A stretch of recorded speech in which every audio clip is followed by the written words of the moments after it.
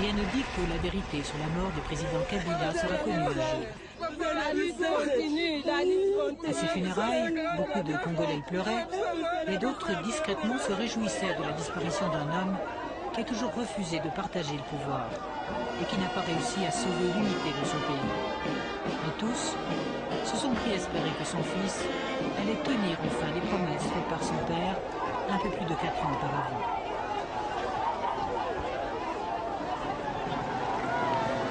Ces 4 dernières années ont été parmi les plus dramatiques que le Congo ait connues de toute son histoire.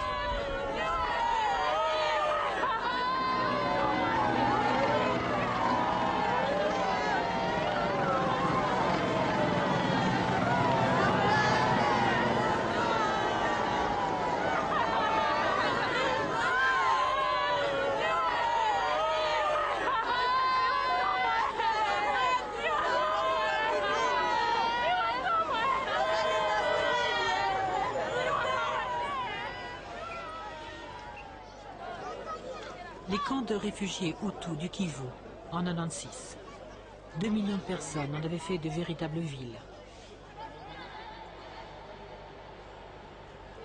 En octobre de cette même année, le Rwanda les bombarde et 4 mois plus tard, les camps ne sont plus que cendres.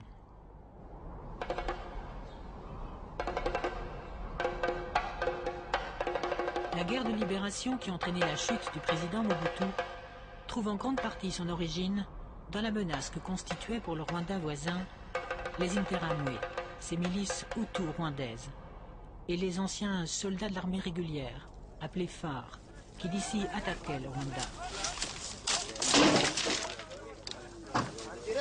Depuis 1994, les Interahamwe et les phares, auteurs du génocide qui a coûté la vie à 800 000 Tutsis, préparaient, fomentaient, avec la bénédiction du président Mobutu, la reconquête du Rwanda, qui est bien décidé à ne pas se laisser faire.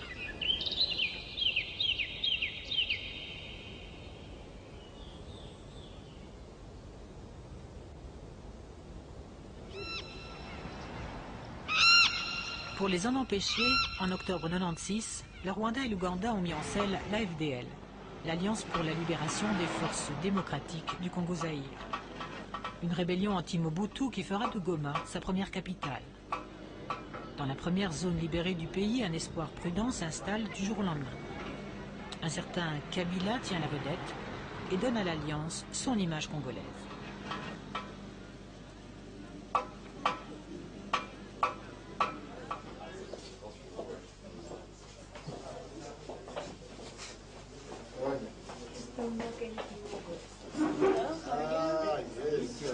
Dans le palais de Mobutu, devant des journalistes venus d'un peu partout, Kabila est comme un poisson dans l'eau. Et déjà, il annonce la couleur. Il se voit bel et bien le président d'un Zaïre, délivré de Mobutu, et sera reconnu comme tel par la communauté internationale. Je viendrai en Belgique pour défendre notre position devant le peuple. Ça, c'est le scoop. Quand? À quelle date? Mais il faut qu'on me facilite les choses. Je vais discuter avec mes amis. Vous sollicitez une invitation, là? Kabila est depuis les années 60 un chef de maquis marxiste. Rare opposant à avoir toujours refusé les offres de Mobutu, quelles qu'en soient les séductions financières et politiques. À ses côtés, le commandant Massassou, un homme discret que personne n'interroge, mais qui est pourtant le chef d'état-major de l'Alliance. Un militaire, au départ légal de Kabila. Déjà, un des 4 fondateurs vient d'être assassiné, avec pourtant son accord. Massassou ne sait pas qu'il est voué au même sort. L'heure est au bonheur de l'avance militaire. Monsieur le Président, les forces de l'Alliance comprendront 4300 hommes de plus le 18 mars. Est-ce que vous pouvez nous dire actuellement de combien d'hommes vous disposez en tout Nous avons encore un travail devant nous, je crois. Le nombre de soldats que nous avons n'intéresse que l'ennemi. Alors puis-je leur donner l'occasion de savoir combien nous avons? Dans le Kivu, Ansel Massassou est chargé de l'enrôlement des Katogo, petits soldats en Swahili. Et des milliers de gamins vont quitter l'école pour libérer Kinshasa.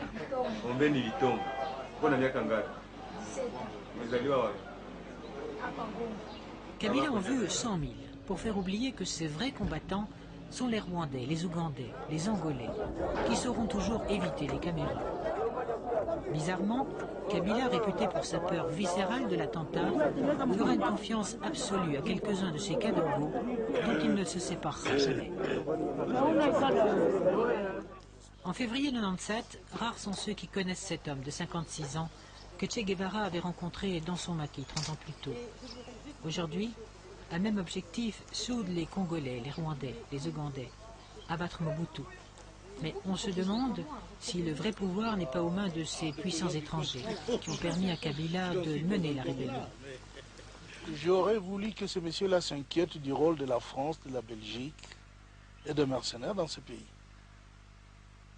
Le Rwanda, le Burundi, je ne sais pas si vous avez cité le Burundi ou l'Ouganda. Mais pourquoi s'inquiéter d'eux? Ils n'ont pas fait le malheur de ce pays pendant 31 ans. Qui ont fait le malheur de ce pays? Ils ne peuvent pas ne pas être nos amis politiques parce que nous avions le même ennemi. Mais tout le malheur ici a été amené par des pays comme la France, la Belgique et les autres. Ce n'est pas par ces petits pays-là qui n'ont rien à vouloir ici, hein, qui ont été provoqués à partir d'ici par le régime de Mobutu. Ils ont été constamment déstabilisés en partant de ces territoires. À ce moment-là, les premiers massacres de réfugiés hutus rwandais commencent à l'Est. Ces massacres ne sont pas le fait des soldats de Kabila, mais otages des Rwandais et de leurs forces, Kabila laisse faire. Et cela ne sera jamais pardonné.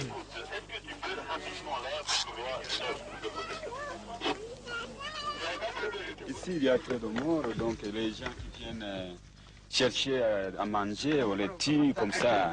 Et puis, on ne comprend pas comment on les tue. Qui les tue? Les militaires rwandais, les Tutsis. Les Tutsis, ce sont les Tutsis de Kagame qui viennent.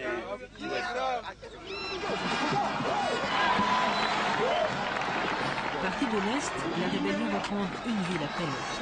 Lubumbashi tombe le 9 avril. Désirer Kabila. Je demande au peuple d'applaudir son grand libérateur. Dans le stade de la capitale du Chaba, rebaptisé Katanga, la foule attend avec exubérance le discours de cet enfant du pays, un tribun qui sait comment la chauffer. Il va promettre des élections, la justice, la liberté, la fin de la corruption. La sécurité est stricte.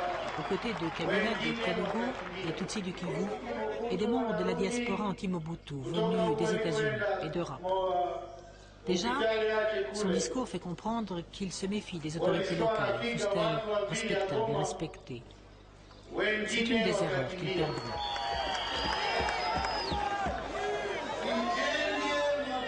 Il a mal débuté sa campagne. Donc il fallait associer les gens du MPR qui ont bien travaillé dans le MPR. Prenons l'exemple du maire, le maire de la ville de Lubumbashi. Il a bien travaillé. Ça, on est d'accord pour tout le monde. Donc il faut le garder. Parce que maintenant, il nous amène des gens qu'on ne connaît même pas. Comment est-ce que nous allons les accepter? Parce que plus tard, ça sera parfois une folie de grandeur. C'est ça mon idée maîtresse. Kabila ne perd pas de temps. Il faut financer la guerre. À peine arrivé à Lubumbashi, il signe un contrat d'1 milliard de dollars avec une firme canadienne, American Mineral Field, qui croit réaliser ce jour-là l'affaire du siècle. Elle s'engage à retaper la mine de cuivre de Kipushi. Mais Kabila, devenu président, reniera sa signature, sans état d'âme apparent.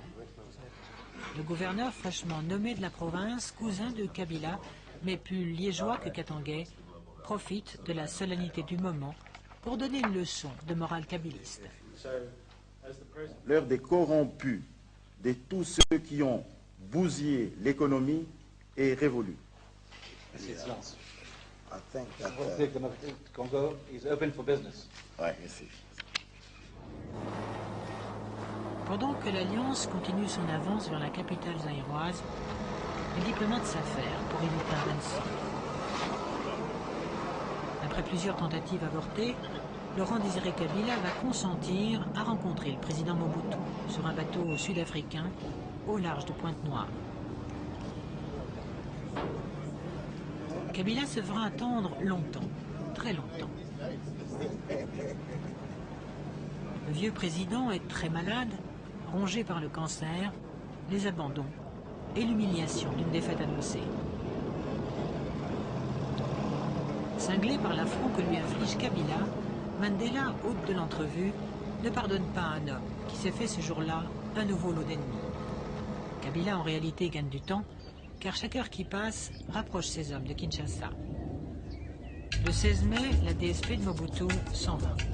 La ville tombe le 17 mai. Les soldats de Mobutu rendent leurs armes sans résistance. S'il nous dit de déposer des armes, nous allons déposer avec sincérité. Nous ne voulons pas de désordre, nous ne voulons pas de bain de sang ici à Kinshasa.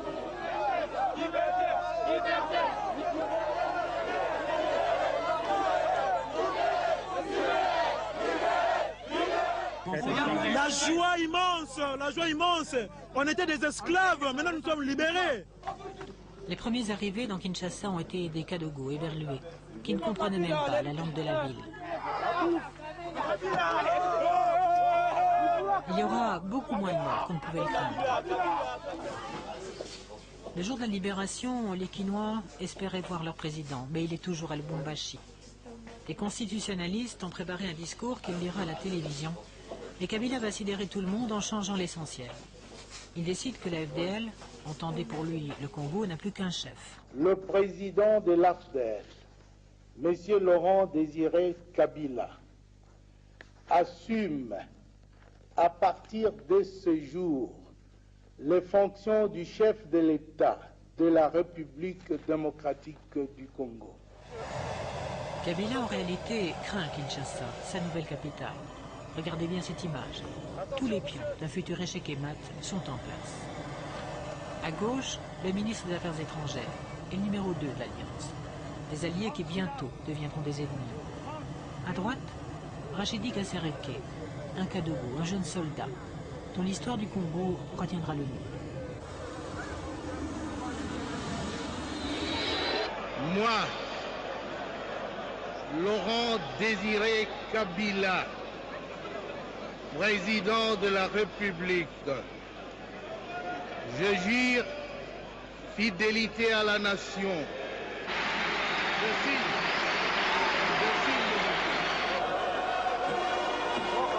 Quand le président est proclamé prête serment quelques jours plus tard, le stade de Kinshasa est couvert.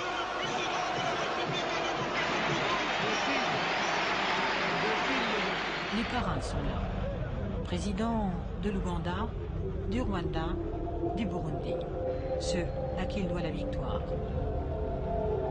Ces hommes d'État incarnent le renouveau politique et moral de l'Afrique. Apôtres de la bonne gouvernance, ils annoncent une ère où il se passera enfin de l'Occident. Tournera le dos à la corruption, à l'ethnisme, aux dictatures. On ne voit pas ce jour-là que déjà le discours de Kabila à Lubumbashi a suscité chez ses alliés des tensions, des interrogations. Les Kinois et leur président vont faire connaissance. Ils veulent croire au changement, et les premiers mois de Kabila vont leur donner raison, car la vie quotidienne va enfin changer. D'abord, et le soulagement est général dans les quartiers, dans le pays, la sécurité est enfin presque assurée. On commence à voir les transports publics, les impôts sont collectés, et vont dans les caisses de l'État qui, cependant, n'aura jamais de budget. Il n'a pas non plus de cadre institutionnel. Une grande réforme monétaire est entreprise. Les billets de Mobutu sont détruits et remplacés par un nouveau franc congolais. L'inflation est jugulée. Mais les points noirs sont préoccupants. Les partis politiques, les manifestations sont interdites. Le nouveau président, comme son prédécesseur, va se mettre à dos les associations congolaises de défense des droits de l'homme. Les massacres de réfugiés Hutus le privent de toute aide internationale digne de ce nom. Parce qu'il a rencontré l'Américain Jesse Jackson, un envoyé spécial du président Clinton, le chef du grand parti d'opposition